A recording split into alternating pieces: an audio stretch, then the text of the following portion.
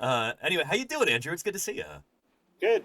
Yeah, I've been working at the quarry today with Jaleesa and Hunter, and Excellent. we're laying down a grid Uh-huh. so we can start mapping in all the important stuff. Of course, we weren't able to really do that in the spring because we're in such a hurry to Right, no get time, stuff yeah. out of the ground. But Uh-huh. yeah, it's moving along really well. The shipping container is great to have. Getting all of our Fantastic. gear sorted out, and now we had that. Fossil Discoveries program going from October until last weekend. So Okay. people actually paying to come and assist us at the quarry and to get to take home fish scales and stuff like this was a big success. That's So fantastic. That's so good to yeah, hear. Holy cow. yeah, Um, it went really well. So anyway, now we're getting the quarry all set up for down the road. So uh-huh. starting again March and April, we'll be Okay, okay. it up again. But in the Awesome. process, we're going to be just cleaning out the quarry and doing more detailed study in the quarry while we've got the room. So Awesome. yeah, yeah, That's so good to hear. Holy cow. yeah. Before we get back into that, let me well shoot, introduce you to the audience real quick. In fact, why don't you introduce yourself in your own words? Who is Andrew Milner? Um, well, I'm Canadian for one, so Uh-huh. my name is Andrew R.C. Milner. So I use the name.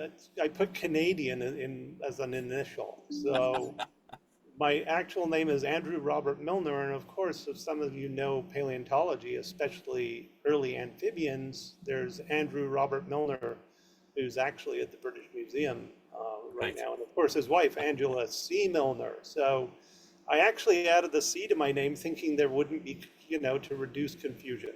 So Uh-huh. and the original Andrew is telling me, change your name.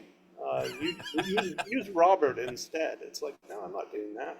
Uh-huh. So anyway, I added the Canadian. So now if somebody skips my initial, like misses an initial, I'm getting confused with both of them now. So Gotcha. Okay. yeah. So Um, anyway, no, I've been into paleontology since the age of 6, collecting uh, Ordovician fossils in eastern Canada. I grew up in Quebec, and I did a lot of fossil collecting in Ontario and New York and places like that for invertebrates mostly. Um, I was always fascinated with vertebrate fossils, though, especially early fishes. So I did a lot of work in New Brunswick in eastern Canada, looking in the Silurian and Devonian rocks, and ended up making a lot of pretty cool finds there. And I worked for the Canadian Museum of Nature. That was my first paleontology job. right. They hired me on after I made a donation of over 600 specimens of late Pleistocene Champlain sea fossils. So stuff that's about 10 to 11,000 years old. Mm-hmm. And you find these fossils in nodules and you split them open. So we collect them along creeks and along the river, like the Ottawa River near Ottawa. And yeah, so I made this large collection, donated them to the museum, including lots of new locality data. And Dick Harrington, the curator of Pleistocene Paleo at the time, he hired me on the following summer as an intern. So, and it wasn't very long after that. That summer, I got a call from uh, Dr. Desmond Collins from the Royal Ontario Museum, inviting me. This was in 1989, asking me if I wanted to go work at the Burgess Shale. I had 2 weeks to make a decision, and sure enough, my boss, Dick, was just like, do it, go for it. So you can Nice. make up your internship when you come back. So that's exactly what I did. That's awesome. And I ended up working 5 seasons for the Royal Ontario Museum. My last season was in '95. So, um, and then my wife is a physiological psychologist and statistics professor, and she graduated from McGill in Montreal. And anyway, Lynn sent out job applications all over Canada and the US. She was accepted in Prince Edward Island, uh, and Madison, Wisconsin, and Cedar City, Utah. And as soon as Right. she said Utah, because of the paleontology, I said, let's go. We gotta go. And of course, Yeah. it was great for her too, being more rural. And PEI is a little too rural and too small. there Yeah. are cool fossils, but it's not the giant paleo playground like Utah. So, yeah, Right. this was a great move coming here, and of course, just being at the right place, at the right time when this site that I'm sitting on right now, the St. George Dinosaur Discovery Site, when it was discovered in late February of Hmm. 2000. And I was one of the first paleontologists on site um, right here at this museum. So, and I've been here ever since, and it's made my career. Yeah, Awesome. And it was, again, such a joy to be able to come out there to the site this past spring, and I'm hoping I can come back out again this yeah, that next would be spring. You said awesome if you you're could. reopening Yeah, things in March. yeah. But we can Excellent. also do. I mean, even though we're only opening in March, we're not. Hmm. We're open other times of the year too. And Gotcha. we're, Okay. we're working. It's great. We got like a big playground quarry across the street. It's Fantastic. Yeah. We'll like talk you about want to that a get. little bit later, like how people Yeah, might be able to get involved and volunteer. sure. But yeah, first I want to maybe go back to your earliest days in paleontology. Um, what were some of those first fossils that you ever collected, and how did you get started with that? So the first fossil I ever collected was in 1971, Hmm. um, a couple of months after we moved from England when I was 6 years old. Uh huh. And my aunt came over for a visit, and we were walking along this trail. So I lived north of Montreal in the Laurentian Mountains, which is the southern edge of the Canadian Shield. So we're surrounded by like 1 billion-year-old meta, metasedimentary Uh and huh. igneous rocks. So no fossils anywhere. But Hmm. there, we were walking along this trail towards this dam, a small dam on this creek where you could catch brook trout. And yeah, there was gravel that had been shipped in, I guess, from limestone quarries in Montreal. And in the gravel, there were brachiopods shells. And I just Nice. started picking them up. And my aunt showed me the first one, and I was like, oh, wow, that's so cool. How these things get in the rock. Right. And Yeah. so I, anyway, got home and recognized them in the gravel on my driveway. So started digging holes in my parents' driveway. They had to come and get me under control and keep me in one corner. So yeah, I Uh was huh. digging holes for fossils at 6 years old. That's So awesome. anyway, that day after the walk, I got home and my brother, was totally into music. And of course, he's gone on to a successful career as a recording engineer and record producer. Hmm. But yeah, so anyway, he gave me this book on prehistoric animals, and that's when I saw my first dinosaur. And Nice. I was suddenly fascinated. Um, my parents really pushed hard. They could see I was very interested in this. Uh Um, huh. it wasn't very long though, at the age of 7, and I had a pretty bad accident. I got a fishing hook in my right eye. Oh. So I went mostly blind in my right eye, which was Uh the huh. drag. So that was a bit of a distraction. Yeah. Um, anyway, my parents really encouraged me. They could see I was into nature and all this kind of stuff. So they really pushed that. And they ended up taking me to something called the Bancroft Rockhound Jamboree, Huh. which is kind of in central southern Ontario. And Uh huh. Bancroft, Ontario is called the mineral capital of Canada. There's over 100 species of minerals known from within a 50-mile area, so Uh huh. pretty small. Um, anyway, the mineral collecting is spectacular. I used to have a massive mineral collection too, and I ended up selling that and donating some of the bigger pieces I had to the Canadian Museum of Nature. Um, Nice. but yeah, so I went to the Canadian Museum of Nature, and my dad called Dick Harrington when I was at the age of 10, and he gave us the localities. This place called Greens Creek, Hmm. which is famous for its Champlain sea fossils. It's What kind so of fossils are cool we talking stuff. there? Like what kinds of critters? So pretty much everything is extant. So there, no Huh. extinct species. There's an American marten that was found there. Cool. I actually found the furthest inland naturally an Atlantic cod has ever been found in North America. very cool. Actually, Wow. there's a guy named Bill Neville in Ottawa that may have found one slightly further west than me now, so it's possible. But anyway, so I collected the first Atlantic cod from the Champlain Sea. Hmm. Then you get seals, whales, you get bird remains, mostly fish. Most of them are Atlantic capelin, so you Huh. still see them today up in the North Atlantic. So this was a Uh-huh. subarctic sea.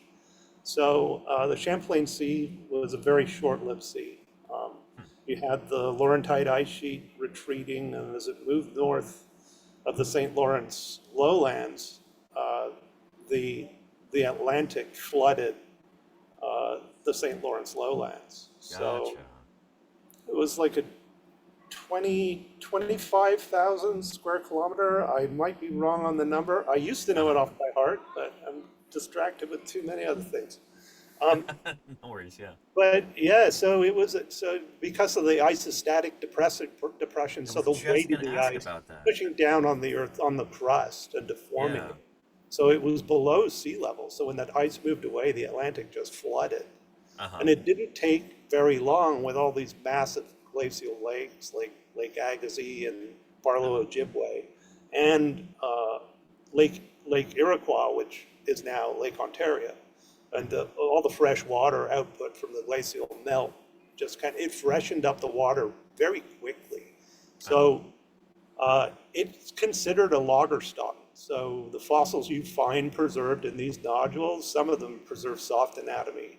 Uh-huh. For example, the American marten, which was found by a guy named Henry Amey in 1902, just east of Ottawa, and they drilled into the specimen to mount it, but they didn't realize where they drilled. They put a drill hole right through the preserved larynx of this Oh no. this skeleton that's covered in fur and everything else. Just an amazing fossil. Wow. So every now and then something really cool and rare pops up. So that kind of got me going. Um, and then there were my Burgess Shale days. Hmm. Um, Well, for those. University school was kind of weird for me. So, Yeah. it took me, I was put back a couple of grades through high school. Like, the Yeah. eye injury put me back one year. And then horsing around, doing too much paleontology when I should have been doing other things. I can Um, relate to that. Yeah. yeah. Anyway, no Um. complaints. So it took me a while to get my undergraduate degree. Yeah. Yeah. But that's as far as it went. Just life Uh-huh. totally took a different turn. Um, and I have no regrets. It's Hmm. been amazing. Right. Yeah. I've Yeah. I've always thought your story was really cool, Andrew. Especially like a transition from kind of the more commercial side of things to Yeah. more kind of academic paleontology. Can you tell us a little bit about that? Yeah. So, I wanted to do paleontology. A lot of my friends from Southern Ontario and Quebec, they would sell fossils, and I had lots of friends in Europe that would sell fossils. So, yeah, I kind of I did that for a while. So I was kind of on the dark side of paleo, and I did the total 180, and I'm, you know, trying to do my best for the science as possible in all branches of paleo. Um, Hmm. Not only vertebrates, but invertebrates, plants. Right. I'm not a big fan of little microscopic stuff, but I To each appreciate their it, own. and I will Yeah. collect Yeah. samples if necessary. There you go. Yeah. Yeah. No. So It. anyway, yeah. So I did that for a while. It wasn't what I wanted to do. Uh huh. Uh, so because of it, I still have because I was a fossil collector. So Yeah. I mean, I have so many fossils. Actually, I was looking through some boxes the other day, and I have specimens that I'm going to be donating to a Canadian museum soon because I'm 99% sure this is a new taxon from the Birdie group, so late Silurian, which you find associated with Eurypterids, sea scorpions. Uh huh. Um, and a guy named Larson and Derek Briggs published, I think it was 2021, Uh a huh. paper on a hydrozoan from Fort Erie, Ontario, where I collected these things that I found. Uh huh. Mine are small, but this thing was like 28 inches in diameter. inches, centimeters in diameter, I'm sorry. Uh-huh. So very large, but these ones I find are smaller, and they've got about, I don't know, six specimens, all associated with Eurypterids, and they're very similar, but they're more ornamented. Uh-huh. Plus, one of them has soft anatomy coming off the back of it. So Very there's cool. something Wow. additional to add to what was described in 2021. So I Uh-huh. think I'm going to contact Derek Briggs about it, and Awesome. I'm the lead author, to see what it is. So yeah, so I got all these fossils, and I'm actually trying to inventory my collection. I still collect like a madman to this day. I Right. mean, my days off, I like going collecting trilobites in Nevada. So Uh-huh. it's um, it's all fascinating to me. I am an absolute fossil addict. Um, yeah, Yeah, no, that's really cool. And it makes me wonder too whether so many people who are kind of on the commercial side of things nowadays, if there were just more opportunities on the academic side of things, if they would move over and do that, because that's kind of your story. Like I feel yeah, like those of us who are maybe more on the academic side, if we could do more to create opportunities for people, I think everybody would be better off. yeah, But absolutely. that's maybe a discussion for another time. Yeah, yeah. Anyway, it's not what I wanted to do. That's for sure. Yeah, So my life took a major change because of this place, and right. I'm thankful for all the guidance of certain people. Jim Kirkland is one of them. Yep. Martin Lockley, Mm-hmm. Jerry Harris here at the now here, kind of an affiliate with the museum. Uh-huh. And then, of course, other folks like since then, like Rob Gay, Randy Ermis, Right.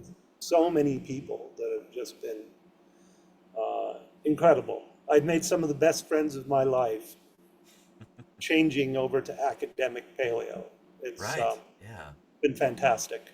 Yeah. It was cool reading about that in that article from ABC News there in southern Utah. You said that some of your best friends in the world are members of the Society of Vertebrate Paleontology. And Yeah. we're right now doing this interview for SVP. This is part of the Fossil Yeah. Finders series. Yeah. And you just received one of the highest awards that SVP can bestow, the Morris F. Skinner Award. Yeah. Um, There, there it when did is, you hear right about there. that? There it is. Fantastic. Holy Yeah. cow. Yeah. So cool that I'm we have it on screen. Yeah. yeah. I'm I'm so proud of it. It's yeah. It really hits home hard. Like Yeah. No, I get it. It makes me emotional just because I couldn't have done it without the support of all of my great paleo friends and colleagues. It's been incredible, and my family. right. So, Yeah. It I really mean, does take a whole team of people to support the work that any one of us does. yeah, So it's right. And especially with a site that's this massive where we are right. here. Uh huh. I mean, as you know, we have so much stuff. Mm-hmm. It's overwhelming. Um, I kind of like it's kind of hard to see, but you can see behind me. Look at all the specimens like all over the floor. Every This is flat just surface my just covered by office. them. So, Yeah. um, and their specimen cabinets are just filling up. It's Uh huh. amazing. The substation quarry, we're now over 300 shark's teeth. It's Holy just, cow. it's crazy. Yeah. And we have so much more field work that we're Right. planning Uh on huh. top of this. Um, this spring, we're talking about hitting Lake Powell again with Patrick Wilson, the paleontologist at Lake Nice. Powell, Uh huh. and going and collecting some very unique footprints that we're hoping to name very soon, associated Awesome. with those tritylodonted bone beds Yeah. we found. So Very we're going to cool. be looking for more bone sites too. Um, we're talking about work with Josh Lively Uh huh. up in the San Rafael Swell, working in the Chinle. Nice. That Okay. will be fun. Uh huh. We do have some more interesting track sites to look at. We were informed about a spectacular track site in Grand Staircase Escalante National Monument. And it's a Okay. recent rockfall in a canyon in the Kayenta Formation. Uh And huh.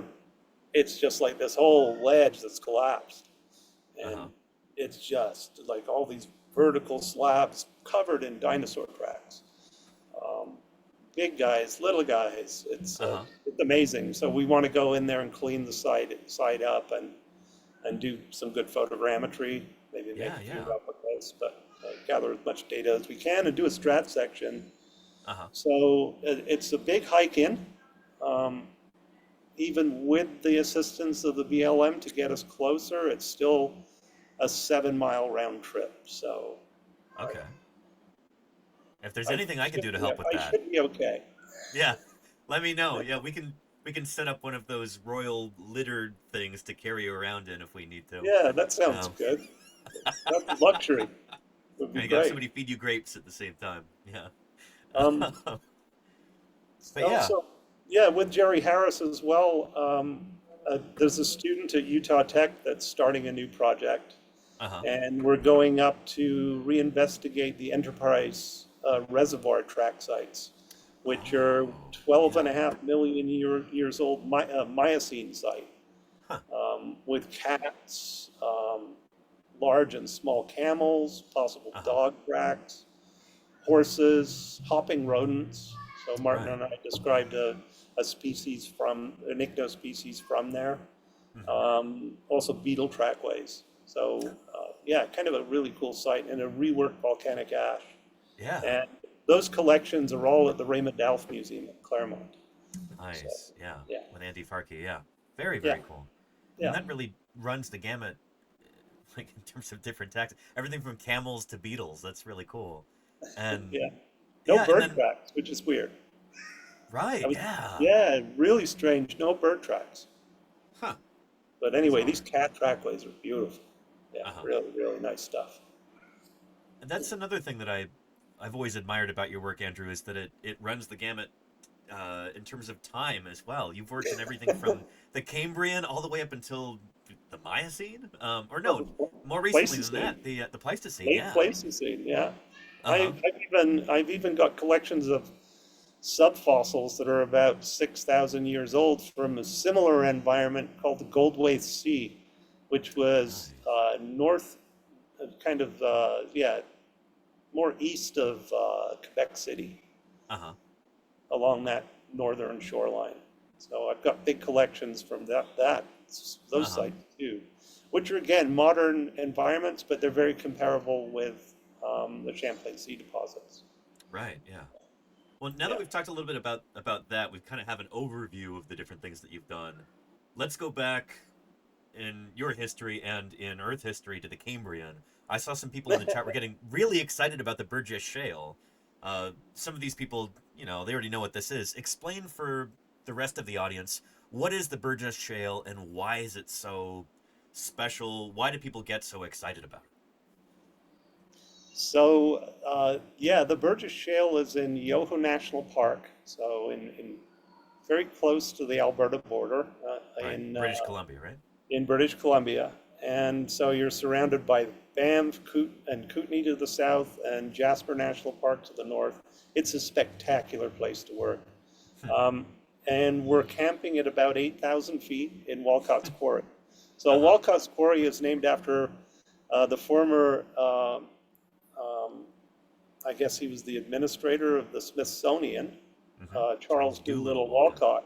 Yeah. And Walcott was actually the first person to measure a stratigraphic section of the Grand Staircase.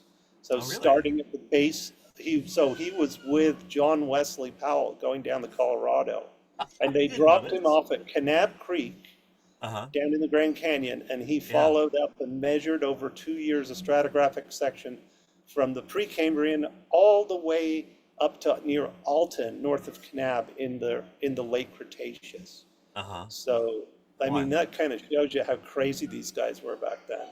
And of Right. course, then Yeah. you've got John Wesley Powell with one arm. So, Right. like, Yeah. just Civil War amazing, these veteran and guys. just Yeah, legendary explorer and geologist, head of the yeah, U.S. Geological Survey back when that was like a really politically powerful organization. It's so cool to yeah. read about this period in history. Yeah. Yeah, so really, really neat history. And I think it was 1907. I used to know all the stuff like off the back of my hand, but Uh huh. I just pulled away with, again, so many different topics. I would have to brush up if I'm going to give a presentation for you. Sure. Yeah. Yeah. um, Yeah, so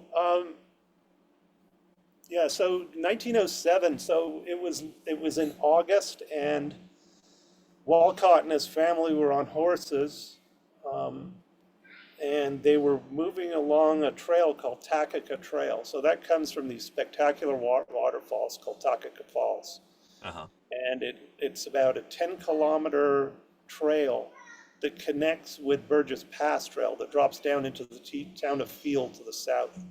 Huh. And what we call Fossil Ridge, where Walcott's quarry is located, there's Mount Wapta to the north and Mount Field to the south, and across the valley is Mount Burgess. Huh. And you're looking down on this spectacular blue lake called Emerald Lake, Uh-huh. with this beautiful mountain called the President, with this massive glacier in the middle. Just spectacular view. Uh-huh. Um, anyway, so Walcott was coming along and his horse stumbled. I don't know what the story is. Or he saw a rock, got off his horse, and saw Okay. these reflective things on the surface. Uh-huh. And that's the first fossils he saw was an animal called Canidaspis. Yeah. So these are soft-bodied arthropods. You can find carapaces of them here in Utah. I think there have been a couple of complete specimens found of Canidaspis in Utah as well. So these Uh-huh. rocks are around 520 million years old. So Middle Cambrian. They're called the Burgess Shale. Right. That is not shale. That stuff has been metamorphosed. It's more like slate. That stuff Right. is Very dark color, so yeah. hard and dense. Yeah. This is why I have a bad back. It's from digging Right. that stuff for 5 years. Uh-huh. But it's amazing. So you bust out these big blocks. So in my first season there, let me go back, 89, Okay. it was mostly reconnaissance work. Um, and we were jumping around from site to site on Mount Stephen to the south across Uh-huh. Kicking Horse Pass. Um, so when Des Collins had a house in Field, so we used that as our base, and we would hike up to Stephen trilobite beds, and then we basically explored the whole north side and west side of Mount Stephen. So the Uh-huh. Stephen Formation and what they call the Burgess Shale Formation. Now Right. the nomenclature's changed with the formations over time. I'm going to Uh-huh. just call it Stephen. So we had this stuff called Thin Stephen, which is more on the platform, and Uh-huh. then Deep Stephen, which is all the thicker stuff where you're finding, of all these animals that may have been, fallen off this escarpment. Gotcha. So something we call the Cathedral Escarpment. Hmm. And we now have evidence that shows that there was, in fact, an escarpment there. So you So they kind of essentially get fell off like links. an underwater cliff, like down into the Yeah, pretty abyss. much. So you're not Wow. only getting critters that lived up on top of the escarpment, but then you're getting Yeah. stuff down through the water column all on the way down into deeper water. Right. Um, Yeah. so anyway, it was amazing because we reopened. So in 89, we did all this reconnaissance work. We went to Kootenai National Park and prospected there because there have been some soft body fossils reported from Kootenai. Hmm. And I did find at the mouth of this canyon called Marble Canyon, which, if you know your Cambrian, there's been a really incredible locality found in Kootenai that Jean-Bernard Caron from the ROM and his students have been working, and it's incredible. So I did find a few little scraps of soft body fossils close to the mouth of that canyon, so that's maybe what led them there Uh-huh. back in the day. Um, anyway, it was amazing because there was Dave Rudkin with us, a famous trilobite guy, and of course Dave Rudkin found the world's largest complete trilobite, Isotylus gigas, which is like a giant isotylid trilobite that was found in northern Manitoba. Is that the huge one from the Permian? It's like a meter long? No, that's Terataspis, and that's Oh, Devonian. okay.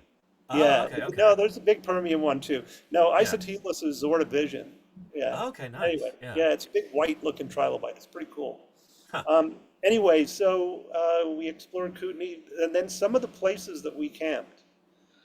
We camped on this place called that we call it the Knoll on the south Uh-huh. side of Mount Stephen, and there's something on Mount Stephen called the Fossil Gully Fault, which is this giant crag, and Uh-huh. it is deadly stuff. Like you don't even want to try and cross it. maybe with Uh-huh. ropes, but there's always rock falls. Uh, So there's a lot of rock fall. Mount Stephen's was a dangerous mountain to work on. uh-huh. And back then we didn't have hard hats, protection, anything like that. Right.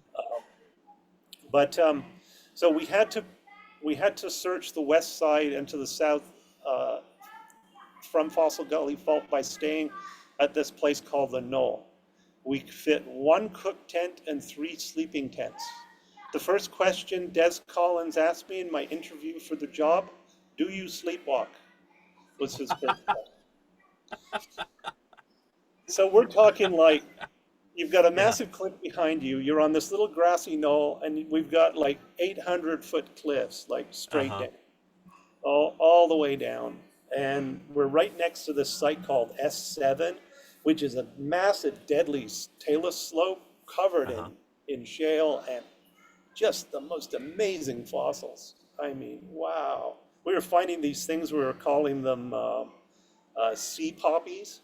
Uh-huh. And I think they've been described now, but they've got like a little holdfast and a stalk and almost like a flower on the top. Really Okay. cool. And these were big animals too. Uh-huh. Is Finding it related to a trilobites crinoid? with, what's that? Is it related to a crinoid or is it something I different? don't think it is. Uh-huh.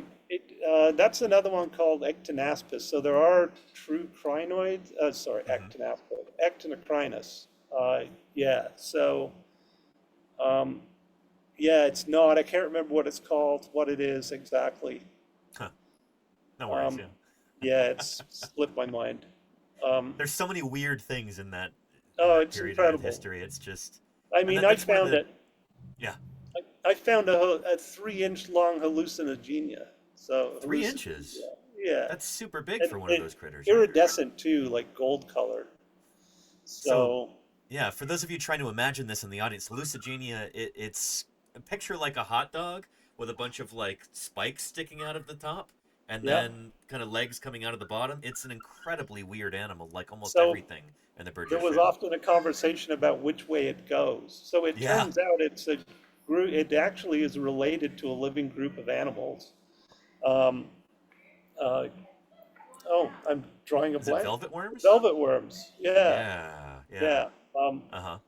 Lophophorans. Yeah, Uh-huh. yeah.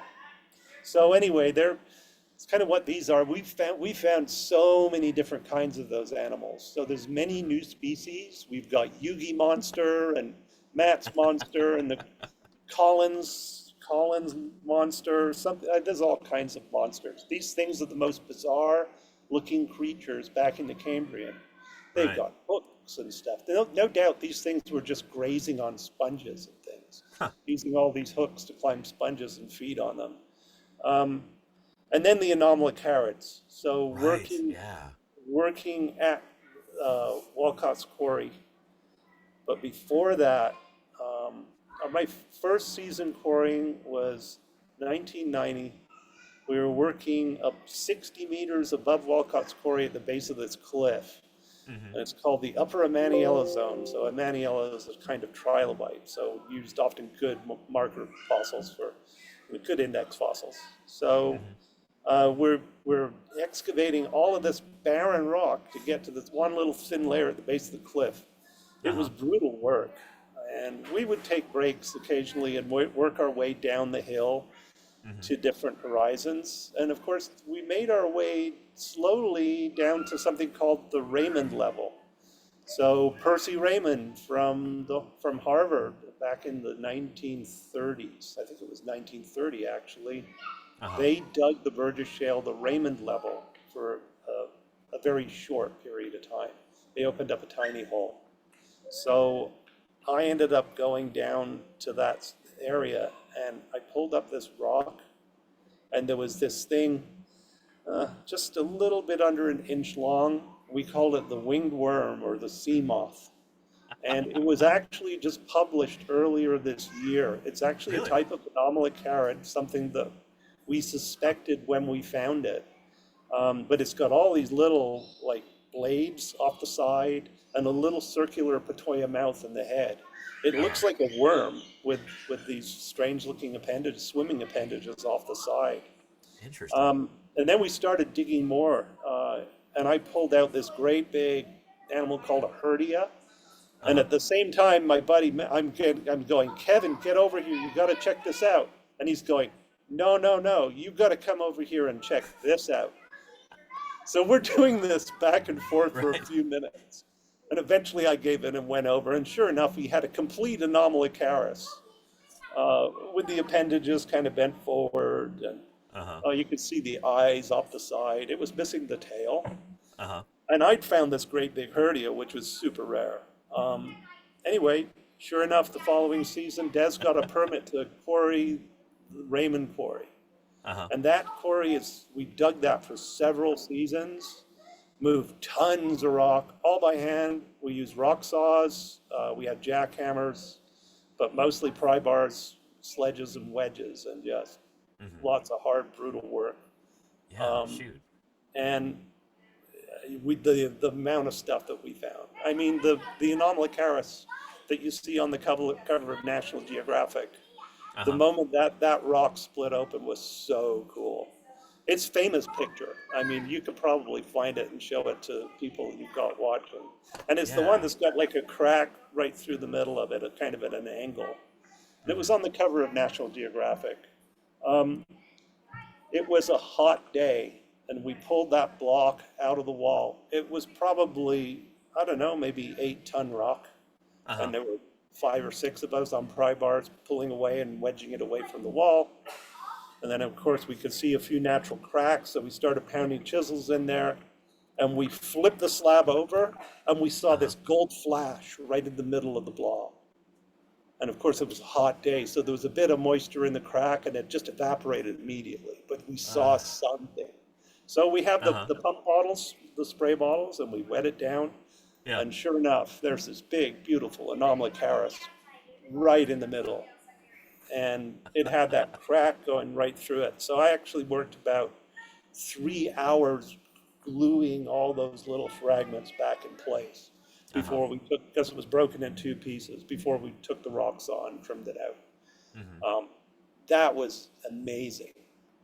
Um, Also a crazy place to work. Dangerous, dangerous place. Right. Yeah. I'm I'm really surprised there were no major injuries. Uh-huh.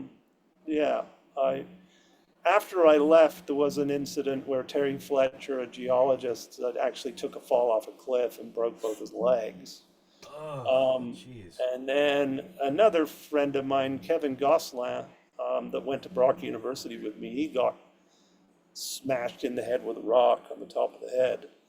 And Ugh. luckily he kept his cool when he was sliding down the slope towards the edge of a cliff, and he managed to Uh-huh. stop himself. Then you've got the rollers. So when you throw these slabs Right. behind you down the talus slope, Mm-hmm. they bounce, and every now and then they get up on edge and they take off Right. down the hill. So we're talking like 2,000 feet to the meadow, Uh-huh. a straight talus slope. Um, Also terrifying was the year when, of course, we're in a national park, so Mm-hmm. the plants and animals take priority. Right. So we were not allowed to camp in the meadow where the Utah Geological, the Utah Geological, yeah, the Geological Survey of Canada camped in 1969 with Harry Uh-huh. Whittington and all of those guys. Simon Conway Morris, people like that. Uh-huh. Anyway, so there were designated camping spots, and anyway, so we had to camp in the quarry. We were camping on snow, and every week or so we'd have to take everything down just to level out the snow because it was melting. Right. Uh-huh. When it rains or snows up there, Mm-hmm. and you're sleeping in the quarry, it is absolutely terrifying. Yeah, I can You, imagine. you can hear the talus slopes moving, Uh-huh. like you can hear rocks like. Just like a rock slide. And we're Just. talking like big rocks, right? Uh-huh. Because of all the debris we're digging out. And every now and then we hear a thud in the quarry next to you, as there's a rock sliding and falling into the quarry next to your tent, or clanging off a propane canister or a metal can. Right. Um, We actually had the first year we were there when we were working Upper Amaniella. That's the year we were camping in the quarry. Hmm. And we had chicken wire lining the top of the fence as a catch so it wouldn't Yeah. come in and take out our tents. We Jeez. did have one incident where there was a roller. Somebody did not stop digging while one of our crew members was making lunch in Walcott's Uh-huh. quarry. And a rock came down and went through the roof of the tent and crushed the chair he just got out of.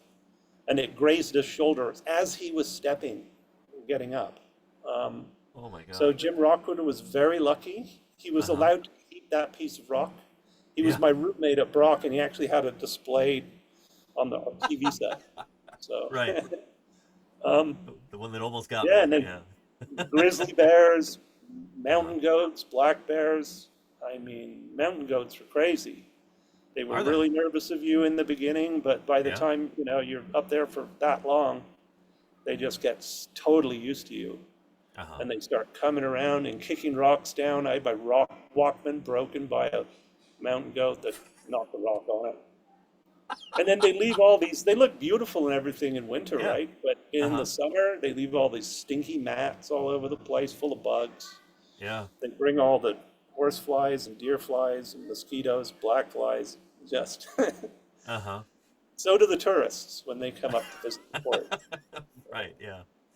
Yeah, So what you're telling yeah. me is there's a price to pay for working in such a beautiful place. There's Totally dangers worth and it. inconveniences. Yeah. Yeah. But Yeah, absolutely worth it's it. so cool. How many years did you work in the Burgess show? I did 5 seasons. My first Five season seasons. was 89. My last season was 95.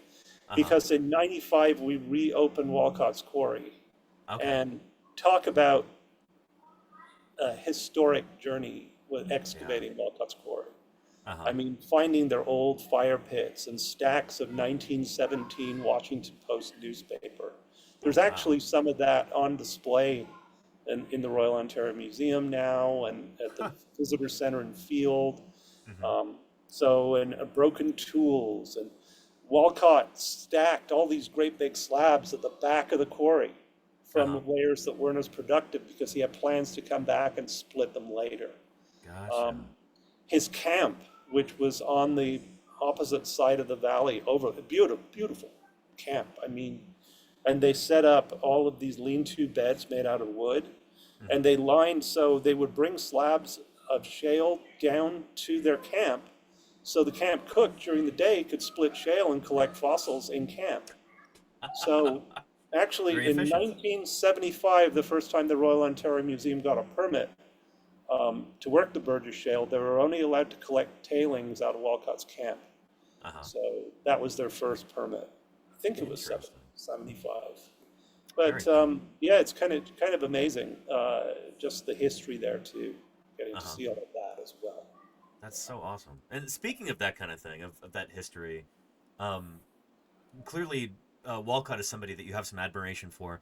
Who are some other paleontological heroes that you have? People that, you know, inspired you when you were younger and made you want to get out into the field? Ned Colbert, Yeah. unfortunately, I never got to meet. Oh, really? And Yeah. another guy that I was supposed to meet, um, but he passed away the week before I was supposed to meet him, Uh-huh. and that was Charles Sternberg. Really? Um, Wow. yeah, um, Uh-huh. it was amazing when I worked at the Canadian Museum of Nature Yeah. with Dick. Dale Russell was the curator there at the time. Mm-hmm. What a character! Uh-huh. And of course, he was doing the Dinosauroid back then, and Yeah. Oh, yeah, Russell. Yeah. so that was cool hanging out with Dale. And Uh-huh. then just the crew, Clayton Kennedy and Kieran Shepard that worked in the lab and stuff like Right. that. Great bunch of people. Uh-huh. Um, yeah. You mean like even like really long ago people too? Sure. I mean, whoever you can think of. We all have influences and people that we look up to, whether they're people we've met in person or people that we've read about since we were kids. Yeah, You were into fossils from a pretty young age, so yeah, um, yeah. yeah, So, um, Jim Kirkland, Martin Lockley. yeah, I'm serious, like watching yeah, yeah, Paleo yeah. World, you Uh know? huh. Me too. I mean, they're all youngins back then, but Yep. Yep. I love the scene of Jim pushing the dinosaurs migrating from Asia to North America with his Right. Yeah. his Yeah. warboard. That's so Yeah. funny. Like a general pushing the Yeah, yeah the tiles across the exactly. board. Yeah. Um, so no, meeting them was amazing, and then of course Paul Olson. Paul Olson was one of my young heroes, and Really. you know, Yeah. wow. And now he's a good friend. It's Right. Yeah. kind of cool. We were just looking in Um, the ABC News article. There's a I think that in there there's a photo of you and him, um, like with your award at SVP this year, and yeah, yeah. that's pretty darn cool. That's So pretty darn Paul has cool. always been a huge influence for me, and also working in the Maritimes. Mm-hmm. Another hero of mine that I'm now working with as well is Hans Seuss. Just Right. and then Phil Curry. I mean, Uh huh. getting to know Phil is one of the nicest guys you could ever meet. I mean, Right. Yeah. good guy, and his wife too. Just great people. Mm-hmm. Um, so yeah, I guess yeah, Bill Sargent that used to be, you know, thinking about tracks before I was even thinking about tracks, really. Uh huh. Um, yeah, and he was at University of Saskatchewan in Saskatoon. Mm-hmm. Um, yeah, uh, it was kind of neat to meet Andrew Milner for the first time Right. uh, Yeah. from the UK. Uh huh. Just on the one year I managed to get his name tag at SVP. You know how we do the name tag exchange. Yep. Yeah. Yeah. And Angela was just standing there shaking her head at me, just like, oh no. Anyway, Oh, that's great. Yeah. yeah. They say never meet your heroes, but in paleontology, it's not a bad idea, I guess. Yeah, there are so many.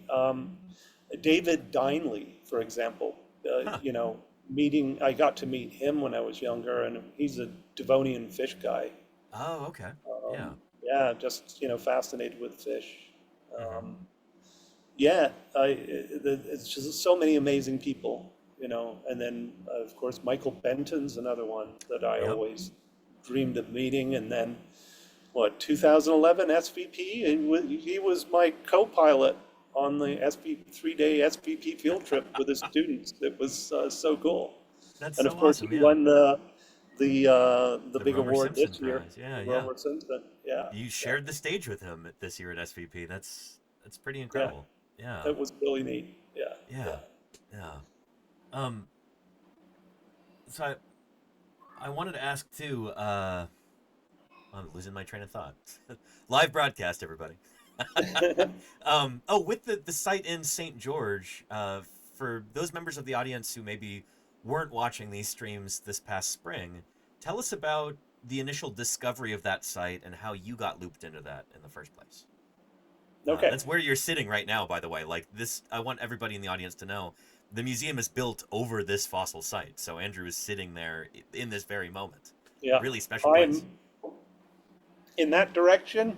Uh huh. I'm like 20 feet from an actual dinosaur track site. Right. Yeah. Yeah. So how did that first Um, get discovered? What's the story there? so Dr. Sheldon Johnson was leveling the hill on his property Uh huh. here And he in, was a in dentist. St. George, which on the town at the time was like outskirts of town. Uh huh. When Or I first came optometrist, here, right? what's that? He was an optometrist or ophthalmologist. Yeah, What kind of doctor? ophthalmologist. Yeah. Ophthalmologist. Gotcha. Yeah. Actually, we received sad news that Laverna, his wife, passed away on Monday. Oh, So there's a sorry to hear that. legacy gone. Of course, Sheldon discovered the site. He passed away in 2017. Mm-hmm. And actually, Laverna's funeral is on Friday morning. Gotcha. Um, Okay. oh, it's saying we have unstable internet connection. Are we good That's still? it'll be fine. It cut out for a second, but we're good now. It looks Okay. like. Yeah. Okay. So anyway, and Laverna was huge in going out and talking to politicians and making this place happen. Right. It was just. I mean, Sheldon was leveling this hill on this property in early 2000, Mm-hmm. and this large rock fell out of the back of his truck, landed upside down, and he saw this big three-toed Eubrony's meat-eating dinosaur footprint. His Right. first impression was the dinosaur's still in the rock and its foot sticking out. And then he realized there were actually sand infills, so the natural casts of the footprints. as he was noticing these, as he was flipping them over. Mm-hmm. So in April, actually, no, before that, back up. So Jim Kirkland gave me a call, and I Mm-hmm. lived in Cedar City selling fossils for a living. Um, and Jim called me up because I started up the Southwest chapter of Utah Friends of Paleontology. I started it up in Cedar City before this place, Nice. before Okay. we'd started this, Yeah. this discovery. So Jim had asked me to come down to check it out, and Wade Miller was here and Alden Hamblin. And Alden it was big into dinosaur tracks. He was the first paleontologist at Grand Staircase, actually, when it was Oh, first okay. established. Mm-hmm. And Wade Miller was a mammal paleontologist at BYU. So we all met up here and looked around. I had my buddy Dustin Rooks with me, who ended up working for the BLM. And we were just blown away Mm-hmm. by how rich this site was.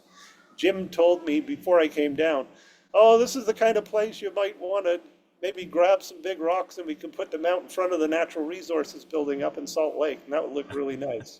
And Uh-huh. it's like, no, no, no, no, no. You don't. It's more This special than this that. is important. This needs Yeah. to stay right here. This is bigger than anything I'd expected. Right. And of course, when we first came here, and then we started looking at all these natural badlands nearby, Mm-hmm. and realizing, okay, there's a lot of bone coming out of here. What are these big, funny-looking tubular things that look like giant poops? So we were thinking maybe coprolites. So we Uh-huh. actually got Karen Chin involved. That's how she became involved. We thought Gotcha. some of these Okay. things might be coprolites. But it Uh-huh. turns out that these structures called fish sticks. Anyway, so another story. Yeah, yeah. But Uh-huh. yeah, so we noticed a lot of bone across the road, and then they started developing the property. So originally they started ripping the hill down across the street while we were Mm-hmm. salvaging rocks on this side of the road. So initially they started ripping down rock. Jim called me in and again in 2001 saying they're finding fish fossils across the road from the tracks. Uh-huh. Can you go check it out? So it was May 22nd, 2001 with my mom and my dad who were visiting from Canada. And we Mm-hmm. stopped at Red Cliffs Recreation Area. Mm-hmm. I discovered a new dinosaur track site there that's now has interpretive signage in the Upper Kayenta Formation. And then Nice. we came here and I started finding fish across the road and discovered the first block of the dinosaur swim that will become the dinosaur swim tracks. Right. So, Yeah. um, yeah, so we knew early on there was stuff. And then they started doing more. They started preparing the school and ripping into these bone layers. And then we had something in 2003 called the fish frenzy. So we had like we had about a month of quarrying off and on, and big groups just excavating all of these huge surfaces. Like you've seen the size of the area across there. Oh It's yeah. like massive Incredible. volumes of Yeah. rock, crazy. And yeah, so we managed to find what we call the upper bone bed and the lower fish bed. Uh-huh. And of course, those are the two layers that I've been telling the city about for years. They go right through this hill over here. And I provided them with maps where all of these fossil horizons are located. Mm-hmm. And sure enough, in early January, actually, I think I was still in Canada for Christmas, and I got an email saying they're building an electrical substation right here, dead smack right in the middle Right. of the bone layers. And this is what, last year that you got this email? Or In this January, this this January past year? 6th. Yeah, January Yeah, 6th, I got the 2025. email. And Right, yeah, right. it was, oh man, we got to work fast. And they gave us 2 months Right. starting in March, and they kept stalling and stalling and stalling. Like, just let us start something. Mm-hmm. Right. But it took them forever to give us official permission to start breaking ground. You Mm-hmm. can use hand tools, but no big equipment, is how it Right. started. And Mm-hmm. then a week later, this is too hard. We need big equipment. This giant rock pile needs moving. Uh-huh. We've got all of this rock to move for this 1 acre substation, or else we're not going to do very well. And we were Uh-huh. finding fish right off the bat when Right. we located exactly what levels things were coming out of. Mm-hmm. Um, so it was incredible, and thanks to you guys, just amazing how much help you gave us, Danny. You gave us so much freaking help. I can't express it. Incredible. So, like, I can't tell you how much I appreciate what you've done for this place. This substation, and for all the promotion you've done and everything that's sprung up from it, this place has taken off. I mean, we've opened up a totally new wing with the substation quarry. I mean, it's a whole new part of the museum, and it's bringing money in. So we're getting donors, and we're now getting all kinds of volunteers that are wanting to help us prepare all of these dinosaur swim track blocks on the hill. Right. So they're ready in time, also March and April, for when Jennifer Crowell comes in with a surface laser scanner to scan all of the mapped swim track blocks so she can Nice. complete her PhD. Uh-huh. So yeah, it's nuts over here. But anyway, so the substation quarry. So we started digging in March. We managed to get Canyon Crest excavation. Um, Randy Jones and his son, they helped out big time with early digs, along with Almond Bateman from AB Excavation. He helped do a lot of light lifting on Fridays and Saturdays. And then we had Handy Excavation. Right. And I'm also sad to say that I found out on Monday that Joe Young, the owner of Handy Excavation, passed away at the age of 56, 2 weeks Oh earlier. no. So his son called me, Alec, he called me, he said, just wanted to let you know my dad's passed, Mm-hmm. but we're still 100% supporting you guys. They've got their digger here. So Handy Excavation is still supporting the museum whenever we need help. So Wow. it's great, but really sad that we've had these two deaths Yeah. found out about them this week. So that's kind of Mm-hmm. disappointing. Right. But we're moving on, and we're remaining positive and happy, and just trying to get things done. So anyway, these construction companies helped us move so much rock, Mm-hmm. um, and clear rock debris so we could dig, and then just almost 500 volunteers signed up. Well, we Wow. had more than that sign up. We had over Yeah. 700 people sign up, but Holy almost cow. 500 people showed up to quarry the site. That's Uh, amazing. Single Jeez. days or multiple days. Uh-huh. We had a couple fly in from Italy to dig with us. Right. Yeah. We actually just had a woman from Minnesota that came in just for the weekend to dig the weekend. And Uh-huh. she found this cool looking thing. She's really excited. So it might be the end of a coelacanth snout. So yeah, Oh, anyway, cool. kind of really cool bone. Awesome. So anyway, getting towards the end of April, we're panicking. What do we Yeah. do? We got to get all Uh-huh. this rock moved. Because the And deadline was what, May 1st or something like that? it was the last week in April. I seem to Oh, remember we were like looking at all these joints, and we were in the yeah. fractures in the rock. We were looking to get jackhammers and bust out big sections and then just move the productive rock Right. to another spot to sort through it. Uh-huh. Um, anyway, and there was a lot of press. I mean, Mm-hmm. it was amazing. It went international, I think. Yeah. But it was incredible, the support that was shown. And anyway, I got a call from the city lawyer. Andrew, please come into City Hall. We need to meet with the mayor and the lawyers and PR people, and then, of course, the folks from the electrical department, who were not very pleased. Yeah. And they told me, you're not leaving this office until you pick a new place for the electrical substation. So Yeah. I got to decide on the location of an electrical substation in St. George, which is kind of neat. I never thought I'd be doing that. Right. Yeah. Um, Not in the job description for a yeah. paleontologist usually, but in a place So like St. anyway, George, yeah. yeah. So we moved it to a spot where it's got lesser impact on paleos, but Uh-huh. there was a big rock pile, 2003, 2004 rock pile that has a lot of great dinosaur cracks in it. Uh-huh. We're already finding beautiful stuff. So we do have to sort through some of that. Uh-huh. Again, that leads to our next problem. Where are we going to put all this stuff? So Right. Yeah. that's our next big magic trick, is trying to raise enough funds so we can build a repository and Right. become a federal state repository here in St. George and start keeping fossils in southwestern Utah where they can Awesome. be interpreted along with everything else that we have. that's kind Right. of the dream. Um, but yeah, I mean, the number of donors since this whole substation has happened. Uh-huh. And anyway, thank you guys. Appreciate you so much. It, Yeah. it's an incredible community that we have here, honestly. Like uh, the Absolutely. viewers are Yeah. Yeah. absolutely wonderful people, and I'm incredibly grateful to be part of this. On that token, if people want to get involved, given that you have so many exciting things going on and the excavations are going to continue in the spring, how can people help out? How can people get involved? How can they donate? How can they participate, volunteer, all that good stuff? Um, that's a good question. um, Yeah. so yeah, how do I answer this, Danny? Um, Should they get in contact with Jaleesa or Let me see.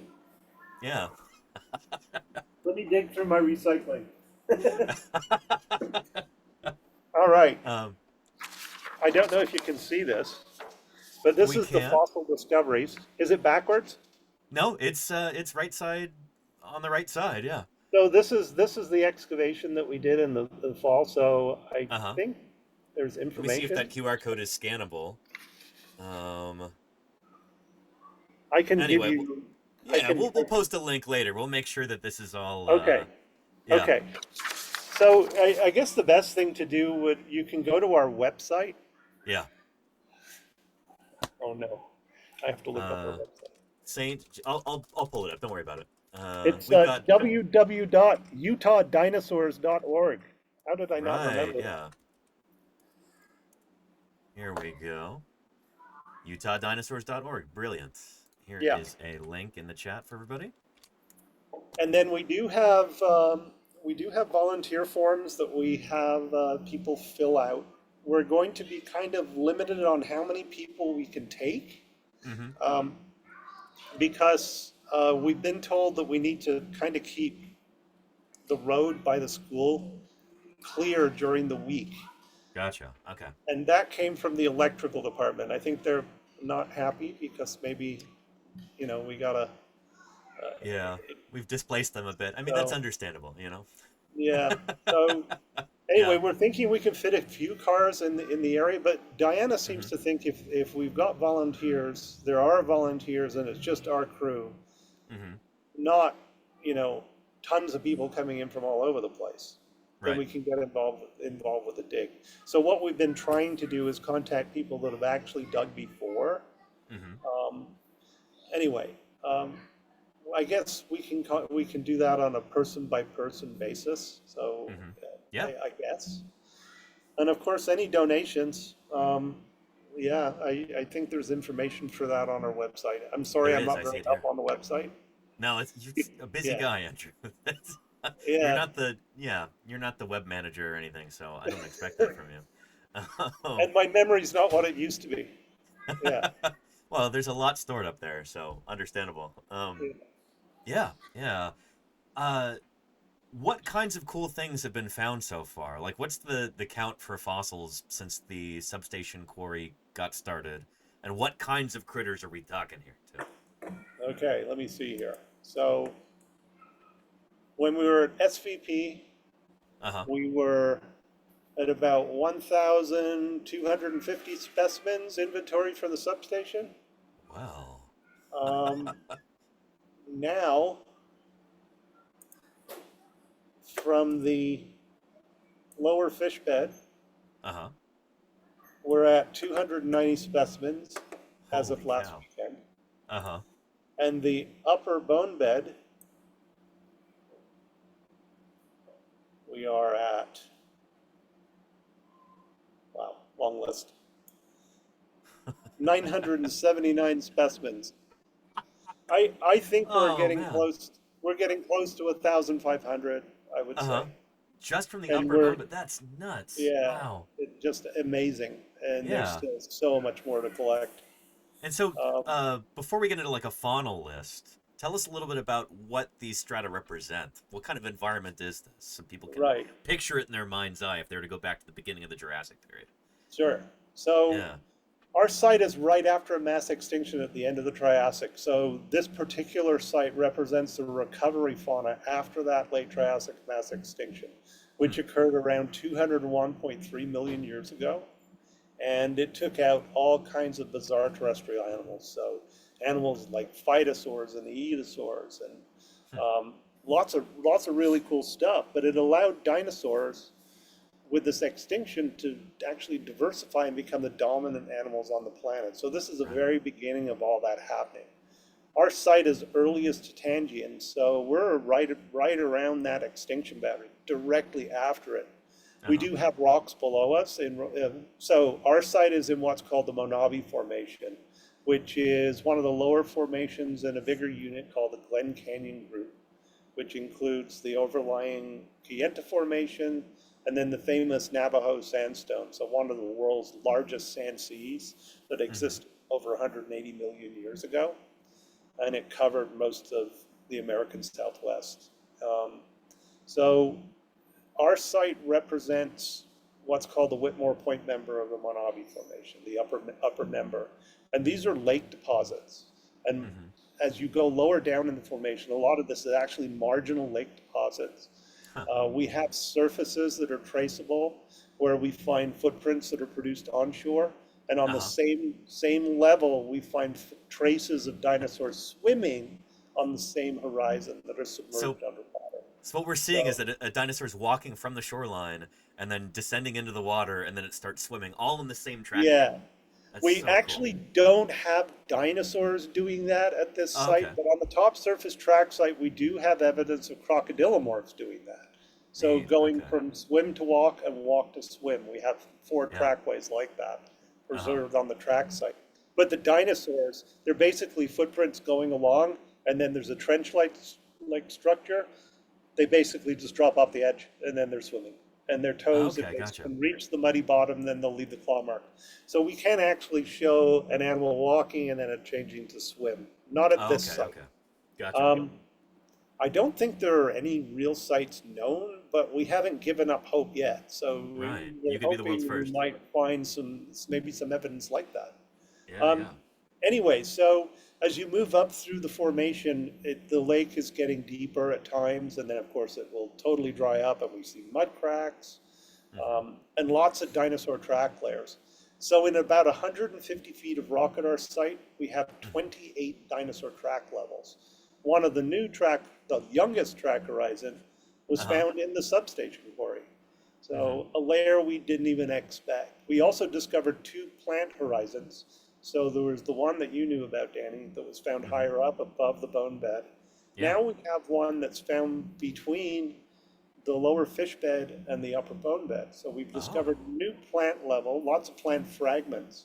Uh-huh. So it's kind of interesting stuff that we're seeing there. We Hmm. get lots of invertebrates. We have stromatolites, so algal mounds. We have lots of evidence of microbial mats that, Hmm. of course, are helping preserve a lot of these smaller invertebrate trails that we have on the lower fish bed. Right. From the lower fish bed, which is this green layer, we've excavated more than 80 fish skeletons now, complete to nearly complete skeletons. Uh-huh. Some of these fish are over 3 feet long, so we've got some big fish. Right. Um, What we've kind of got fish are little we minnow talking? Like, guys too that are. yeah, yeah. What's So, that? well, I was gonna say, what kind of fish are we talking? You started to say Yeah, you we got got little little minnows and. minnow, so like a couple of inches, Uh-huh. little guys too, and some of them are totally new. We've never seen these kinds of fishes before. Huh. Excuse me. Let me just go drink here. Yeah. That's really exciting. Holy moly. I'm it's slipping my mind the names of those little toothy fishes with the funny There's Kit Kats. seminotids. Well, there's seminodes The and there's another kind too. seminotids, yeah, Yeah. which are distant relatives of modern gar, so they have Right. Those bony enamel-coated scales. scales, what we call ganoid scales. Yeah, And then yeah. there's another type of fish called the paleoniscoids, which also have ganoid scales. So That's what I'm thinking of. there's never been a paleoniscoid ever published from the Mojave Formation. So Ooh. we have maybe 5 or 6 different forms now of paleoniscoids And it's from the Mojave Formation, from the Whitmore Point alone. so it's almost guaranteed that they're new. Oh yeah, Oh yeah, and especially that little one that we found under that big fish deeper Yeah. down, and Yeah, it yeah. looks like a little sunfish.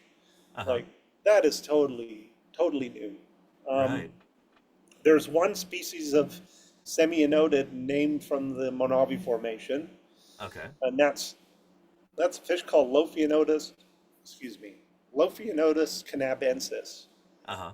originally named by Dunkel in the 19 and Schaefer in 1960 something. Oh. The same It Dunkel of was Dunkleosteus fame? no, not it's Semianodus canabensis. No, no, So but the same is it the same Robert Dunkel that Dunkleosteus is oh named yes, after? it is. Yeah. Oh yeah, exactly. Yes, it is. Yeah, yeah. Yes, sorry. Yeah. Yeah, I'm a little slow. No, no worries. Yeah. It's hard to do with a live Yeah, broadcast that's talking right. over each other. Yeah. And then we've got a couple of others that are there. You can see they're smaller, but they're these were fast moving fish, Uh-huh. and they appear to have lots of nice teeth in their mouths. So Nice. there's lots of cool things coming out. Um, we have that funny looking rattlesnake looking thing. Don't know Yeah. what it is. I wish I pulled it out so I could show you. Uh-huh. But it's bizarre. Somebody had suggested, actually, Xavier Jenkins, who worked on trypanosaurs, the first thing that he said was, "Is that a trypanosaur?" Anyway, yeah, so it's kind of a segmented tail, but the Uh-huh. thing that looks like a hook on the end, it's covered in matrix, so we don't know what it is. Oh. But I've never seen anything like this fossil here. Uh-huh. And then there's still a big blob in the other end um, that hasn't been prepared yet. Uh-huh. I think it's our preparator, Sally Stevenson. Uh-huh. It's her next project. Nice. I did send you a picture. So she's taking a break from her fish that she's been working on now for over a year. Oh, wow. Yeah. Cleaning a semi-noded out of an iron concretion from the Whitmore Point. So a lot of these fish, Mm-hmm. they're spectacular, but getting them out of the iron concretions is extremely difficult. Right. So Yeah. it's going to be a long time, probably. I might not even be around by the time some of these fish are prepared, Hmm. is my guess. Um, anyway, so she took a break, and I sent you a picture of this funny looking little bone. Did you Uh-huh. kind of I looks think I like did, an and it egg? was It's I'd an never seen egg anything shape, like it before. Just bizarre. and Yeah. it's getting more and more bizarre as we're preparing it. Uh-huh. So it's 5.5 millimeters, sorry, centimeters wide. No, what am I saying? Millimeters wide. I'm sorry, 5.5 millimeters wide, Uh-huh. and each of the tooth on each side is just under a millimeter wide. They're Weird. blade. One of them is blade-like, or Uh-huh. originally it appeared blade-like with these elongate ridges running down the top of it. Uh-huh. Is that David Hey, there? Dan. Hey, Well, good to David. see How am I you. taking this for paint? How are things? Good. You're Good. live, by the way. Yeah. We've got 200 I plus people watching right now, David. It's good to see you. good to see you too. I just wanted to let Andrew know I was taking this. We paint up our Scutellosaurus. Excellent. You gonna be in All next right. Thank week? you. Yes, No? I'll Tuesday. I'll be here Tuesday? Tuesday. Okay. Yeah. All right. Bye all. See ya. Nice. David's great. Good to see David David again, has yeah. been a volunteer of ours since 2002. Holy cow. Wow. So, and he's discovered a lot of fossils in this museum. The guy's amazing at finding dinosaur tracks. Yep. Anyway, what was I saying? So this little tiny bone, and it's got these blade-like teeth on each side. One of them, Sally's been preparing, and now it appears to have two cusps. And I was Huh. thinking, so it's gone from like, is this an ornithischian dinosaur? Uh-huh. Is this a synapsid? Could it be a mammal? Could it be a Uh-huh. tritylodontid? Huh. And now I'm starting to think it's just some kind of weird, bizarre fish. Uh-huh. It's bizarre. I wish I could show it to you, but it's really strange. It's something totally new. Right. And, um, anyway, we also have lots of coelacanths. Uh-huh. We just found 2 weeks ago our largest coelacanth bone from the site. That is awesome. Um, Yeah. it is, I would say, 9 inches long. Nice. It's For a single skull bone? bone. Single Holy bone. cow. It's the skull bone from a coelacanth. So that animal would be Um, like 2 meters long or longer, oh potentially, yeah, I would guess. yeah, it's a big fish. Yeah. Wow, that's Um, so cool. Fishmas is coming up on Monday, by the way. That's the the anniversary of Marjorie Courtney Latimer's discovery of the coelacanth in 1938, December Oh yeah, 22nd. I Yeah. should jump in and join you and listen while I'm putting up more Christmas tree lights at my house. There you go. Yeah, we'll have the Christmas tunes going and everything. So yeah, it'll be nice. So we also have still no lungfish, sadly. Hmm. That bone that Interesting. we thought was the lungfish tooth, Yeah. it turned out to be a fish skull bone. Oh, So it interesting. wasn't as exciting as we would have hoped. Okay. Okay. Um, the so and then from the upper bone bed, we may have our first pterosaur tooth. We have possible synapsid teeth. Uh huh. We have four morphotypes of theropod teeth, Uh two huh. small, two large. Nice. Um, Hunter's putting priority on getting those prepared so we can get all of our SGDS, well, Monavi formation dinosaur teeth published. So that's kind of what we're Nice. looking towards. Very cool. Yeah. Of course, I've been asking for lots of shark's teeth, Uh huh. and boy, did we ever get them. Um, so before we started the substation, Corey, we had Uh huh. four Lesotus teeth. So Uh these huh. hybidon sharks. Yeah. We are now, I'd say, getting close to 300 teeth. Um, Wow. Jackie Kimber is our big winner. I don't know if you remember Corey, but when I did my last count Uh huh. on December 7th, Jackie was winning with 68 teeth. Holy cow. Corey's found 52, Uh Hannah huh. Pettyjohn 25, Hunter Carter 19, and you remember Asher, he got Yeah. 6. So, and I'm all the Nice. way back with 7. And we have somebody that's named Uncertain Collector, Uh huh. collectors. They I think found I know that 2. guy. Yeah. Yeah. Yeah. So anyway, yeah, the teeth are coming out like crazy. So I That's haven't awesome. had a chance to update, but like I can Yeah. see right here, Jackie found another like 10 teeth Uh huh. on Sunday. So she's just like That's finding these phenomenal. teeth. Yeah. So and of course that's one thing that has been top priority to prepare on my Yeah. list. Uh huh. We also now have cephalic spines. So from male hibernant sharks, which only have Yeah. cephalic spines, we definitely have a couple of those. Nice. We have 2 more hibernant spines. One of them is really nice. It's going to be comparable to the first one that we found, Uh huh. which is spectacular. Yeah. And we've got all these tiny placoid scales now. So it looks like we may have scales of this shark as well. That's awesome. Um, Shoot. how many different species of sharks we have, I'm not Yeah. sure, but right now, morphotypes, I'm thinking maybe 3, All right. maybe. Yeah. We'll see. We'll see. Uh huh. Um, What are the odds that those are going to be new species too? uh, very high. So, yeah, Fantastic. yeah. So Lesotus johnsonorum, which we named originally, Uh huh. that was a mistake. Our holotype specimen turns out to be, and I guess this is a little bit early, but anyway, I don't think anyone's going to jump me on this. Okay. But the holotype specimen actually turns out to be a fragment of a coelacanth palate Right. with coincidentally similar shaped tooth structures on the edges of the palate bone, Hmm. which are more elongate and look like these elongate little hybridon teeth. So anyway, we're going to have to. So it looks like johnsonorum will become the name of the coelacanth. Huh. One of our 2 new species of coelacanths we have at the site. Uh-huh. And then the Lesotus that we have all the nice teeth for, that will become another new species. And Nice. we've got a name already selected. Yeah, yeah. I'll keep it Exciting. Shoot. there. Yeah. Yeah, so there's a lot of cool stuff coming out. I'm excited about the plants. We're starting to dig down into Unit 4, which doesn't produce a lot of fossils deeper in. There's lots of invertebrate trackways, so we're finding Diplocnides arthropod trackways, Mm-hmm. possible fish swim trails, and every now and then we get a rare fish. Uh-huh. We may have soft body fossils in there too. The upper plant site, we did find what looks to be arthropod cuticle, so fingers crossed for insects. Okay. That would be amazing. Uh-huh.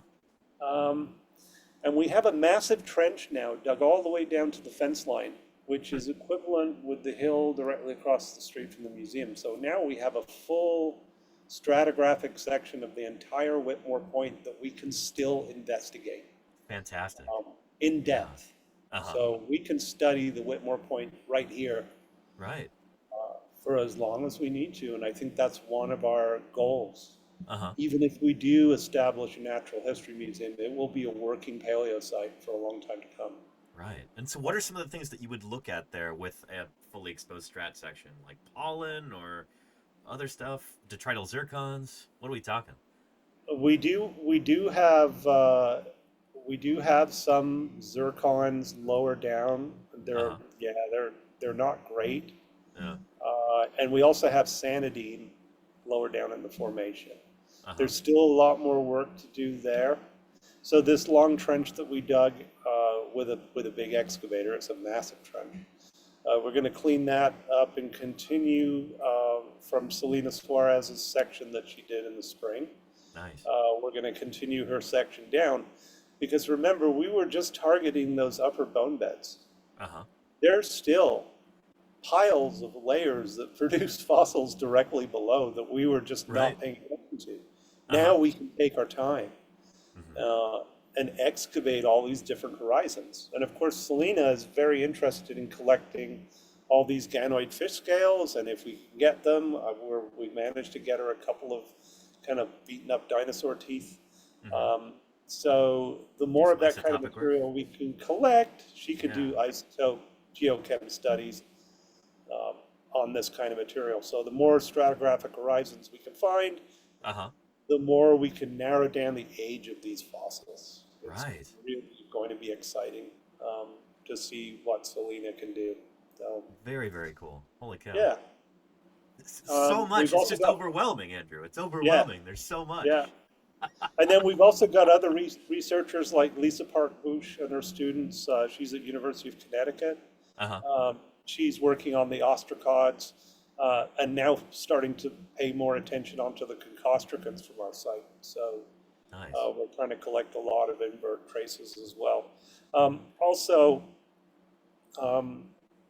the year before, we do have another site which is in the uppermost part of the Whitmore Point, but we need to go back and collect samples. We have our first actual bivalve, so clam fossils from the Whitmore Point member, and they're Uh-huh. associated with a dinosaur track site near the town of Santa Clara. Huh. So, yeah, lots of great fun things to do. We're also planning for Lisbon Valley again in the late summer and fall. Okay. Nice. We might be doing a project in the Chinle Formation for another Utah Tech student who's Uh-huh. interested in working on vertebrate tracks in late Triassic that were collected in the Abajo Mountains Nice. by a former Forest Service employee Uh-huh. named Joel Nowak. Found this amazing track site when they were building a road up there. Huh.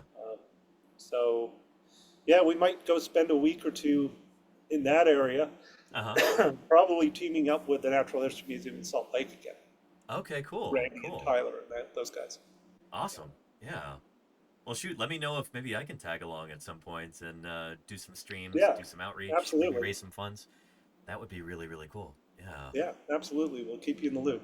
I appreciate that. Yeah. Before we wrap up the interview here, I also want to emphasize to the audience that if you want to help out with this kind of thing, the museum could certainly use your help if you're looking to donate or looking to go there and volunteer in person. If you're local Yes. to the St. George area and you want to learn how to do fossil prep, how to clean the fossils in the lab, that's Yep. like a major bottleneck is like these fossils can only be studied after they're cleaned.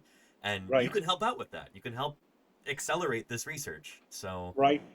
yeah. And also right now we are looking for help to kind of detail the quarry so we can do what's called microstratigraphy Yeah. across the entire site and kind of tie all these fossils in and see if there's any patterns.